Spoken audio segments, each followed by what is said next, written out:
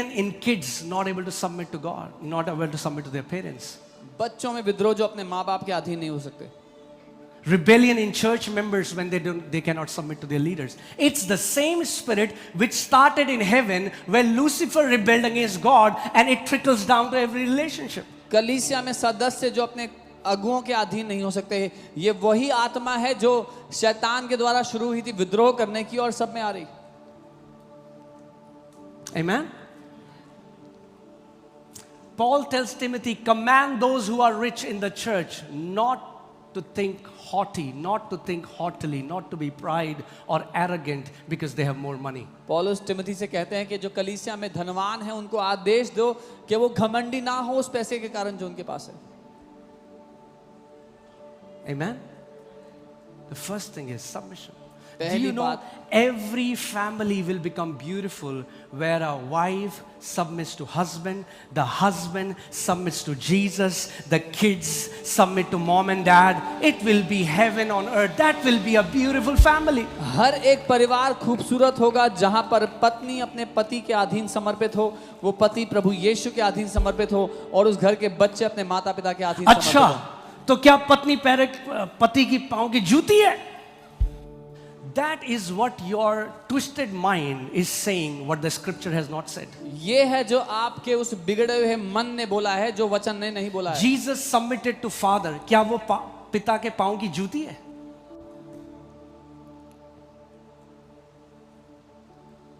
No.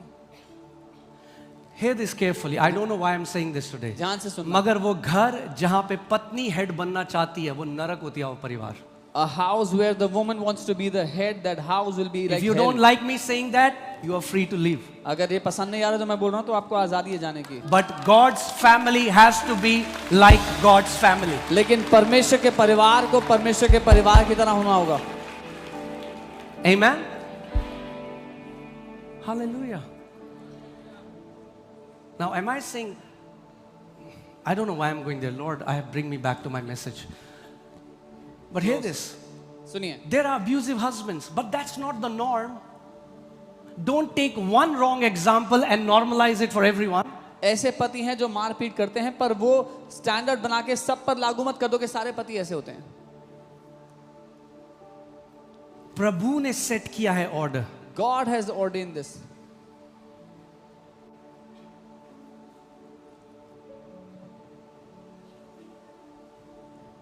Amen. Submission is beautiful. समर्पण खूबसूरत है. There is protection in submission. समर्पण में सुरक्षा है. एक पत्नी जब अपने पति के साथ जाती है ना, कोई फालतू आंख नहीं उठाता क्योंकि उन्हें पता है इसके ऊपर इसका पति है. When a woman goes with her husband, nobody will point a finger or look at her because they know her husband is there with her. You don't know. Some of you would know what happens to those women who are single moms. The world, how they want to devour them and tear them apart. क्या होता है उनका जो single moms है, कैसे दुनिया उनको फाड़ खाना चाहती है. Because there is no covering over them. क्योंकि कोई कवरिंग नहीं है उनके ऊपर.